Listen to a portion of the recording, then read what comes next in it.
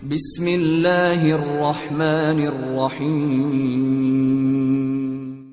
کالمکوں اور جنگاریوں نے مڑ کر خلیل شلبی پر جوابی حملہ کر دیا تھا۔ وہ اپنے مقابلے میں 10,000 جوانوں کو دیکھ کر شیر ہو گئے، کیونکہ ان کی تعداد اب بھی 15,000 سے کسی طور کم نہ ہوگی۔ لیکن اس طرح مڑ کر خلیل شلبی جیسے جرنیل پر حملہ کرنا ان کالمکوں اور جنگاریوں کی بھول تھی۔ انہوں نے دیکھا خلیل شلبی کے حملوں میں رگوں کے اندر موت کا زہر گھولنے والی تلخی اور آنکھوں میں نوکیلے کانٹے ڈال دینے والی چبھن تھی۔ وہ اپنے لشکر کے آگے آگے تھا اور زہریلے نیزے کی طرح کالمکوں اور جنگاریوں کے اندر گھس کر وہ قطرے قطرے کو طوفان، لمحے لمحے کو بگھولے اور دشت در دشت کو بے انت موت کی آندھی کھڑی کر دینے والے انداز میں حملہ آور ہو رہا تھا۔ اس کے ماتحت لڑنے والے باشکیری بھی امڑتے طوفانوں کی طرح حملہ آور ہونے لگے تھے۔ باشکیری خلیل شلبی کی رہنمائی میں ان کالمکوں اور جنگاریوں کے اندر تلاتم کی طغیانی اور گرداب کی شورش بن کر لڑ رہے تھے، جن کے نام سے شمالی سائبیریا کے رہنے والے خوفزدہ ہو جایا کرتے تھے۔ اسماعیل بے بھی اپنے 500 ساتھیوں کے ساتھ ایک بلند جگہ رک کر جنگ کا نظارہ کرنے لگا تھا۔ خلیل شلبی نے جب اپنے تیز حملوں سے کالمکوں اور جنگاریوں کو اپنے سامنے بھاگنے پر مجبور کر دیا تو اسماعیل بے اپنے ساتھیوں کے ساتھ قازان کی طرف کوچ کر گیا تھا۔ خلیل شلبی تقریباً 15,000 کالمکوں اور جنگاریوں کا اپنے صرف 10,000 سے بھی کم لشکر کے ساتھ 5 میل تک خوفناک تعاقب کیا اور انہیں کاٹ کاٹ کر اس نے ان کی تعداد 5,000 سے بھی کم کر دی تھی۔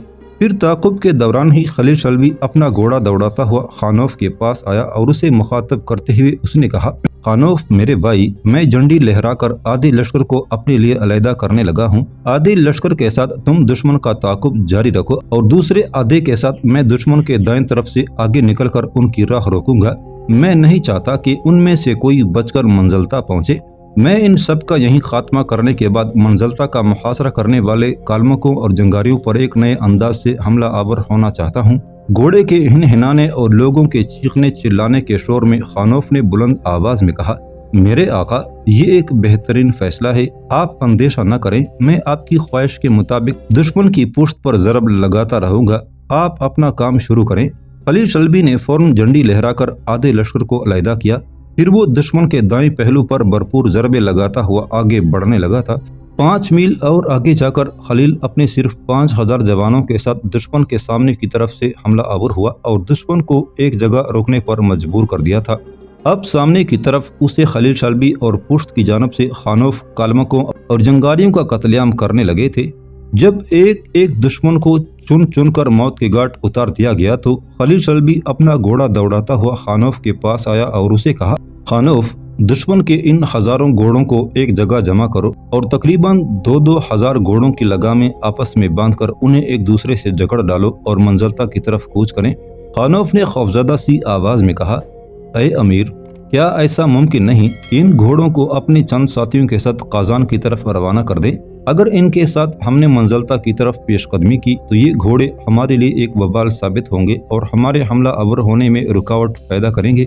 خلیل شلبی نے مسکراتے ہوئے کہا، میرے عزیز، تم 2,000 گھوڑوں کو آپس میں جکڑو، پھر میں تمہیں بتاتا ہوں کہ انہی گھوڑوں کو ہم حملہ آور کالمکوں اور جنگاریوں کے لیے ایک بلائے ناگہانی بنا کر رکھ دیں گے۔ خانوف نے خاموشی سے اپنے لشکریوں کو دشمن کے 2,000 گھوڑوں کو آپس میں جکڑنے کا حکم دے دیا تھا۔ جب سارے گھوڑوں کو جکڑا جا چکا تو خلیل شلبی خانوف کے پاس آیا اور کہا، خانوف، اب مجھے غور سے سنو۔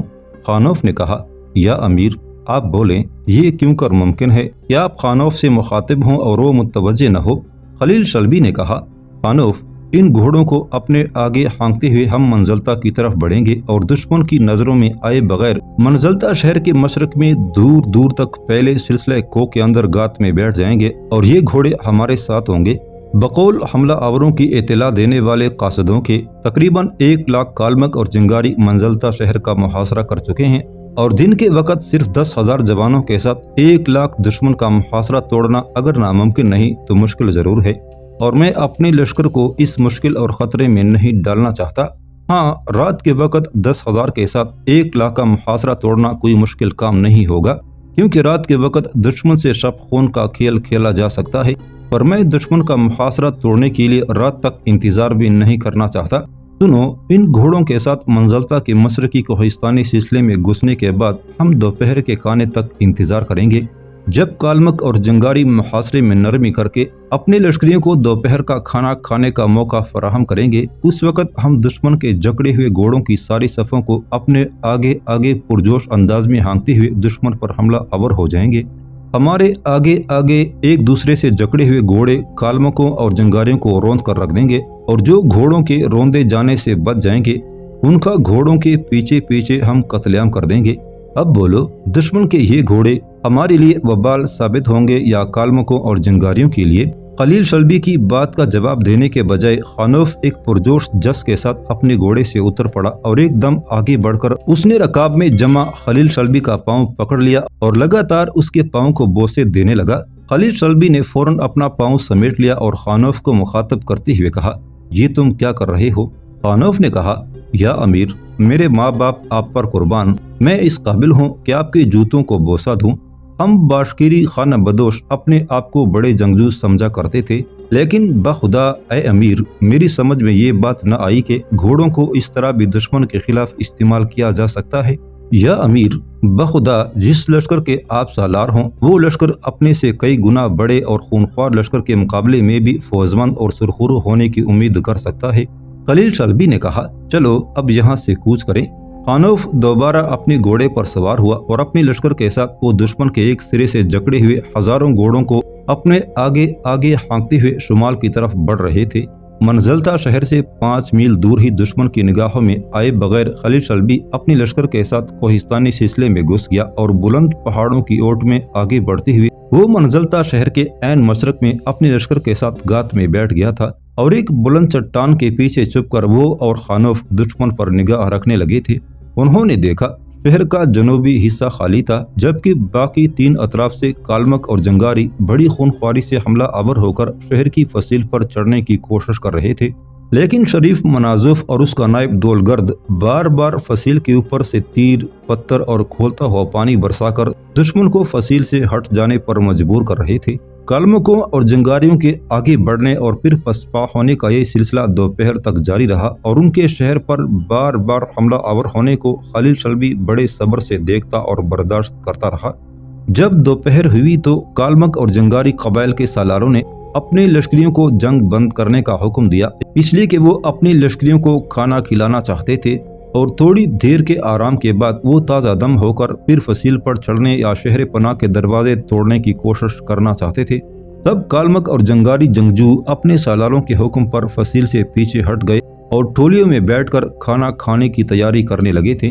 ہاں، لشکر کے چند چاق و چوبند اور تازہ دم دستے انہوں نے اس احتیاط کے ساتھ منزلتا شہر کے شمالی، مشرقی اور مغربی دروازوں کے قریب کھڑے کر دیے تھے کہ اگر شہر سے نکل کر کوئی ان پر اچانک حملہ آور ہو تو ان سے نمٹا جا سکے۔ چٹان کی اوٹ میں اپنے پہلو میں بیٹھے خلیل شلبی نے خانوف کو مخاطب کرتے ہوئے کہا، خانوف، شہر کے اندر سے شریف منازف اور وولگرد دشمن پر لگاتار تیر اور کھولتا ہوا پانی برسا کر اپنا حق ادا کر چکے ہیں۔ دیکھو، کالمک اور جنگاری اب ٹولیوں میں بیٹھ کر دوپہر کا کھانا کھانے لگے ہیں۔ جو ہی یہ کھانا شروع کرتے ہیں ہم ان پر حملہ آور ہو جائیں گے۔ گو انہوں نے شہر کے دروازوں پر تازہ دم دستے متعین کر دیے ہیں، پر اس سے کیا ہوتا ہے؟ ہم ان گھوڑوں کی مدد سے دشمن کے انگنت سپاہیوں کو روند کر رکھ دیں گے۔ ان کالمکوں اور جنگاریوں کو ہم ان کی تاریخ کا بدترین سبق دیں گے۔ تھوڑی دیر بعد جب شہر کی فصیل سے باہر کالمکوں اور جنگاریوں نے کھانا شروع کیا تو خلیل شلبی نے اپنے لشکر کو جھنڈی کے اشارے سے تیار ہونے کا حکم دیا۔ اس کی جھنڈی کے اشارے پر اس کا لشکر فوراً حرکت میں آیا۔ لشکری اپنے گھوڑوں پر سوار ہو گئے اور دشمن کے 2-2 ہزار کی صفوں میں جکڑے ہوئے گھوڑوں کو اپنے آگے آگے ہانکنے کے لیے تیار ہو گئے تھے۔ پھر خلیل شلبی اور خانوف اپنی گات سے اٹھ کر اپنے گھوڑوں پر سوار ہو گئے تھے۔ خلیل شلبی نے ایک بار پھر جھنڈی لہرا کر لشکر کو حملہ آور ہونے کا حکم دے دیا تھا۔ باشکیری ایک طوفانی انداز میں دشمن کے جکڑے ہوئے گھوڑوں کو اپنے آگے آگے طوفانی انداز میں ہانکنے لگے تھے۔ خلیل شلبی اور خانوف ان کے آگے آگے ان کی رہنمائی کر رہے تھے۔ خلیل شلبی کا لشکر جب گھوڑوں کو اپنے آگے آگے ہانکتا ہوا کوہستانی سلسلے سے نکل کر میدان میں داخل ہوا تو کھانا کھاتے کالمک اور جنگاری چونک اٹھے۔ انہوں نے دیکھا ایک دوسرے سے بندھے ہوئے ہزاروں گھوڑوں کی کئی صفیں خونخوار انداز میں بھاگتی ہوئی ان کی طرف آ رہی تھی۔ وہ کھانا چھوڑ کر سنبھلنے کی خاطر ادھر ادھر بھاگنے لگے تھے۔ इतनी देर तक खलील शल्बी भी अपने लश्कर के साथ घोड़ों को और ज्यादा तेजी से भगाता हुआ उनके सर पर आ पहुंचा था। फिर खलील शल्बी उन पर वारिद हुआ और दुश्मन के लश्कर के मशरकी किनारे से उसने उन पर घोड़े चढ़ा दिए थे और फसील के साथ साथ उन्हें शुमाल और मगरब की तरफ पहले कालमक और जिंगारियों की तरफ ले जाने लगा था। घोड़े मुंह जोर और सीख पा होकर उन्हें अपने सुमो तले बुरी तरह कुचलने लगे थे और जो घोड़ों के कुचले जाने से बच रहे थे उन पर खलील शल्बी हमला आवर हो रहा था। घोड़ों के कुचलने और उनके पीछे पीछे लहू लहू कर देने वाले खलील शल्बी के हमलों ने कालमकों की हालत बुरी कर दी थी। काफी देर तक घोड़े कालमकों और जंगारियों को रौंद कर उनके ख्वाब अजाब कर रहे थे और खलील शल्बी जुल्मतों के हजूम में कंदील के मानंद उनके अंदर घुसकर उनका कत्लेआम कर रहा था। कालमकों ने जब देखा कि घोड़ों और उनके पीछे पीछे आने वाले खलील शल्बी के लश्कर ने उनके 1 लाख के लश्कर के निसफ को या तो कत्ल कर दिया है या रौंद कर बेकार कर दिया है, तो वो बाग खड़े हुए। उनका रुख कोहिस्तानी यूराल के उस पार अपनी सरजमीनों की तरफ था। खलील शल्बी अपने घोड़े को दौड़ाता हुआ फसील के करीब आया और फसील के ऊपर एक बुर्ज के पास खड़े दौलगर्द को मुखातब करते हुए उसने कहा, दौलगर्द, तुम 10,000 का एक लश्कर लेकर शहर से निकलो और मेरे साथ आओ ताकि भागने वाले कालमकों और जंगारियों का ताकुब किया जाए। उनकी तादाद अब भी 40-50 हजार से कम न होगी और सिर्फ 10,000 से उनका ताकुब करना हिमाकत होगी। और शरीफ मनाजोफ से कहो कि शहर से बाहर जिस कदर एक दूसरे से जकड़े हुए और खुले हुए घोड़े हैं उन्हें हाँक कर शहर के अंदर ले जाए। दौलगर्द भागता हुआ शहर पनाह से नीचे उतर गया था।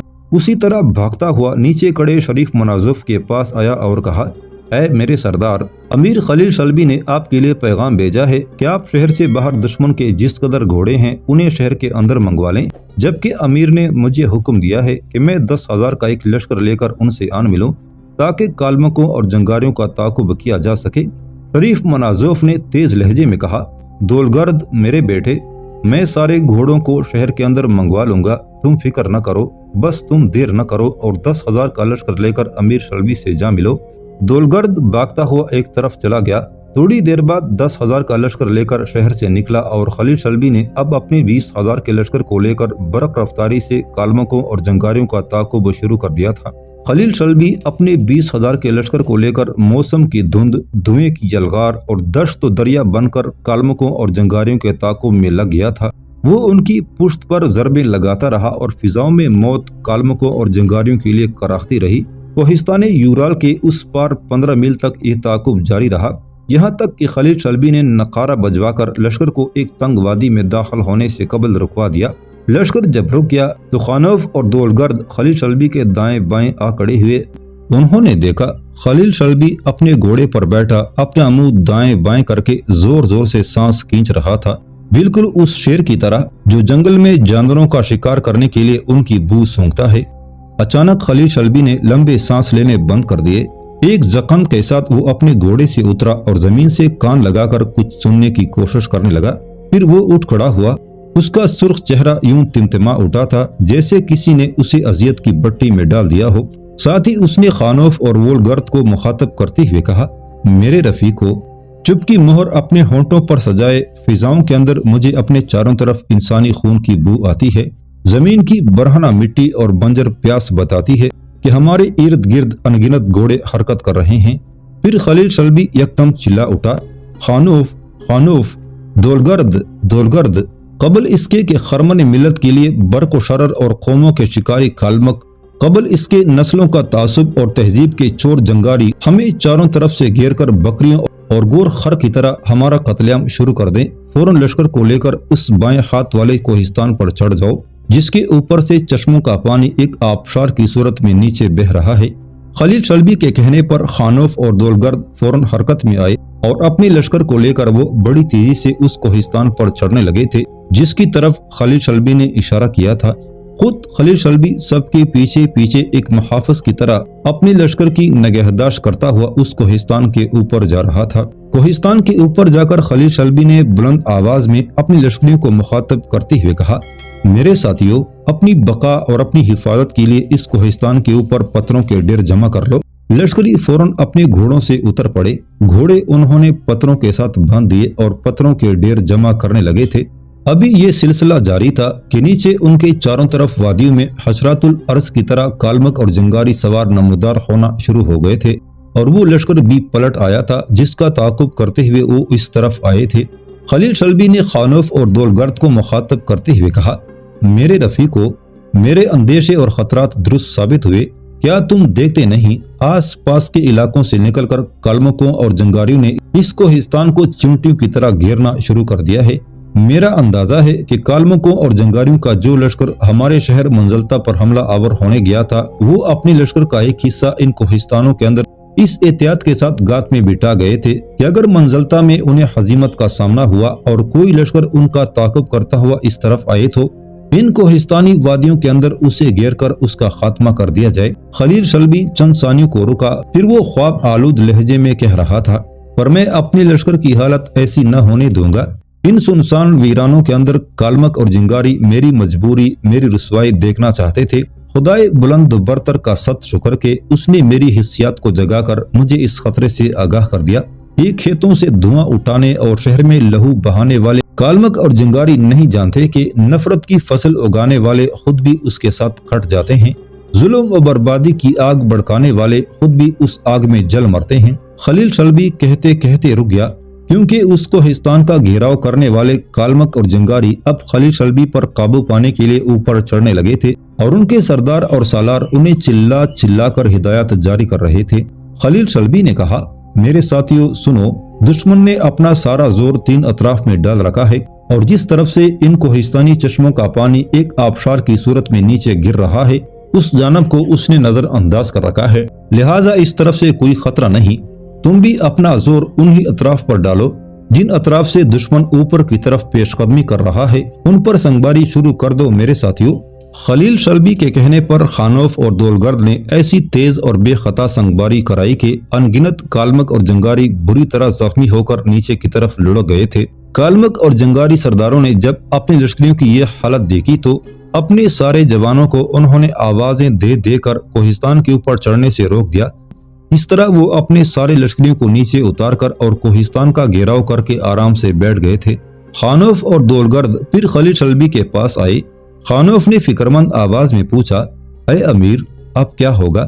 یہ کالمک اور جنگاری تو آرام سے اس کوہستانی سلسلے کا گھیراؤ کر کے بیٹھ گئے ہیں جس پر ہم محصور ہیں، انہیں تو برابر کمک اور رسد ملتی رہے گی۔ کیا ایسا تو نہیں کہ وہ ہمیں گھیر کر اس کوہستان کے اوپر بھوکا پیاسا مارنے کا عزم کر چکے ہیں؟ خلیل شلبی نے کہا، خانوف میرے عزیز، فکرمند نہ ہو، یہ گھیراؤ توڑنے ہی والا ہے۔ کالمک اور جنگاری اب اس انتظار میں ہیں کہ سورج غروب ہو اور وہ اندھیرے کی آڑ میں کوہستان کے اوپر چڑھ کر ہم پر قابو پالیں۔ میرے عزیزو، مجھے بھی سورج غروب ہونے کا انتظار ہے اور اندھیرے کی آڑ میں ان کے خلاف حرکت میں آؤں گا۔ اپنی لشکریوں سے کہو پتھروں کے ڈیر کے پاس جا کر بیٹھ جائیں اور آرام کریں۔ خانوف نے خلیل شلبی کا پیغام لشکریوں تک پہنچا دیا۔ کالمک اور جنگاری نیچے اور کوہستان کے اوپر خلیل شلبی اپنے لشکر کے ساتھ سورج غروب ہونے کا انتظار کرنے لگے تھے۔ سورج غروب ہو رہا تھا، دھوپ میں ابھی خاصی تمازت باقی تھی کہ اسماعیل بے اپنے 500 ساتھیوں کے ساتھ مالی غنیمت اور انگنت جانور لے کر قازان شہر میں داخل ہوا۔ اہل قازان کو جو خبر ہوئی کہ امیر خلیل شلبی کی طرف سے کالمکوں اور جنگاریوں پر یلغار کے دوران ہاتھ آنے والا مالی غنیمت شہر میں داخل ہوا ہے تو لوگ دیکھنے کے لیے جوک تر جوک جمع ہونے لگے تھے۔ اسماعیل بے اپنے ساتھیوں کو نامک سری کے حویلی کے سامنے بڑے میدان میں مالی غنیمت اور سارا سامان جمع کرنے کو کہا۔ جب وہ اس میدان میں داخل ہوئے تو حویلی سے نامک سری بھی نکل کر ان کی طرف بڑھا تھا، اس کے ساتھ سیمن، مارگن، اونیس اور نارسس بھی تھے۔ اسماعیل بے کے پاس آ کر نامک سری، سیمن اور مارگن نے اس سے مصافحہ کیا۔ پھر نامک سری نے اسے مخاطب کرتے ہوئے پوچھا، اسماعیل بے، ہمیں تو آج امیر خلیل شلبی کے شہر میں داخل ہونے کا بے چینی سے انتظار تھا، کیا ہوا؟ امیر نے مال غنیمت اور یہ سینکڑوں جانور تو بیچ دیے ہیں، پر وہ خود کیوں نہیں آئے؟ اسماعیل نے کہا، امیر خلیل شلبی قازان آنے کے لیے منزلتا سے کوچ کر چکے تھے، لیکن ابھی لشکر نے 20 میل کا فاصلہ طے ہی کیا تھا کہ منزلتا شہر کی طرف سے ہمارے 2 قاصد اپنے گھوڑے سر پر دوڑاتے ہوئے آئے اور انہوں نے امیر کو یہ جاں فرسا خبر سنا دی کہ کالمکوں اور جنگاریوں کا ایک 30,000 کا لشکر آپ کے تعاقب میں آ رہا ہے، اور یہ کہ 1 لاکھ کالمکوں اور جنگاریوں نے منزلتا شہر کا محاصرہ کر لیا ہے۔